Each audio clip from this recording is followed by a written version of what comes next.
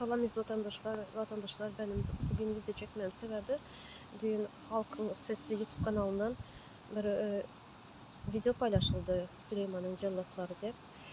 İlk olarak Süleyman oğlumuzun ve bir vakit geçen vatandaşlarımızın, yat yurtta kalan vatandaşlarımızın ruhları şad olsun, Allah rahmet eylesin, nur içinde yatsınlar, yakınlarına Allah sabır versin. Ben bu videoyu görüp yanmadan çok duygulandım. Bu video emeği geçiren vatandaşlarımıza hem çok sağ olsun aytmak istedim. Sonra bu videoda yine bir aytmak istedim. İlahi adalet diyen bir sistem var. İlahi adalet sistemi işlep duran. Bir gün olmasam bir gün Süleyman oğlumuzun, yat yurtta kalan vatandaşlarımızın, bizlerin bilmeyen, adını bilmeyen kahraman vatandaşlarımızın kanı yerde kalmaz. Bunu yadınızdan çıkarmayın haramzadalar. Bir gün olmasam bir gün bunun hakkı ödenecek. Cezasını çekeceksiniz. Sonra bu videoda hemen zat açık ortada koyuldu. Açık çıkarıldı ortada. Fakir halk bilen haramzadaların yaşayış durmuşu.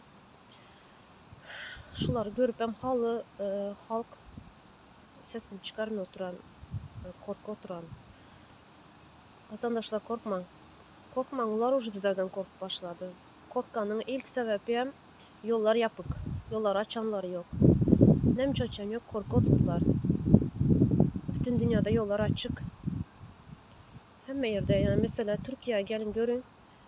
İstanbul'un Sultanahmet diye bir semti var. Şurada bütün dünyadan turistler var. Bütün dünyadan turistler geledi. Bizlerden hem çünkü Çin'e, Türkmenistan'a, yani devletin yolu yapık. Sebebi ne hemen bunu?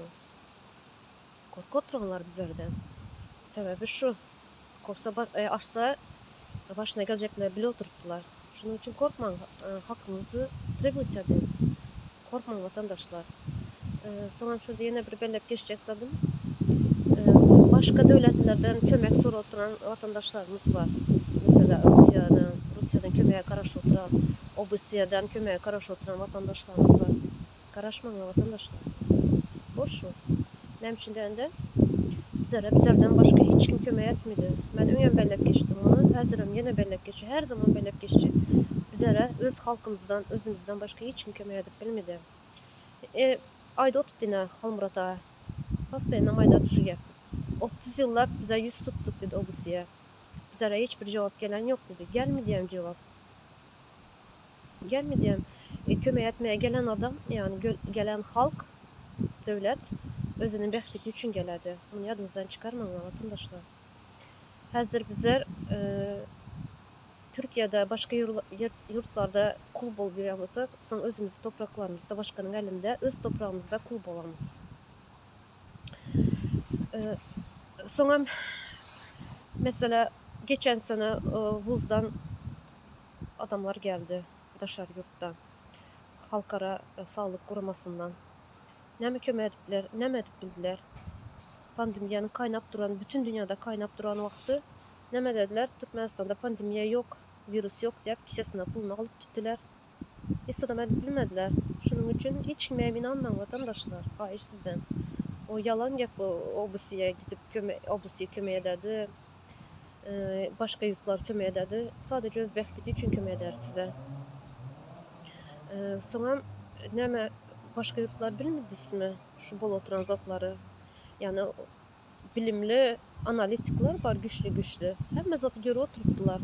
Şu yerlerin, ed oturan işlerini, halkın aç olup şu saat sabahın 4'ünde 5'inde oçura durup bir çörek için propiska soru tuttular. Bir çörek için propiska soru tuttular vatandaşlar. O nereden çıkan gap? Şunun için şuları görüp, şuları eşitip hem sesiniz çıkarmaya başka yurttan kömek sorasanızlar, ben ucu aytmaya gapim kalan yok. Sonra yani Saparağa, Halmuratağa, Kemine, Aydın her çıkışında, gepleşinde bellep geçe onlukları döredin. Özünüze inanın. Başka yurtta, başka devletlere inanmaya gerek yok. Özünüze inanın. Deş dörenizde karındaşlarınızdan başlayın toplamaya. Gepleşik geçirin. Bir gezek düşünmesi iki gezek, iki gezek düşünmesi üç gezek gepleşin, düşündürüş geçirin. Hazır bolun. Näme depdiler? Elin gücü, selin gücü. Şunun için birbirinize inanıp, birbirimize güvenip el ele tutuşsak bu haramzadaları tezrak yengemiz de düşünen. Sağ olun vatandaşlar.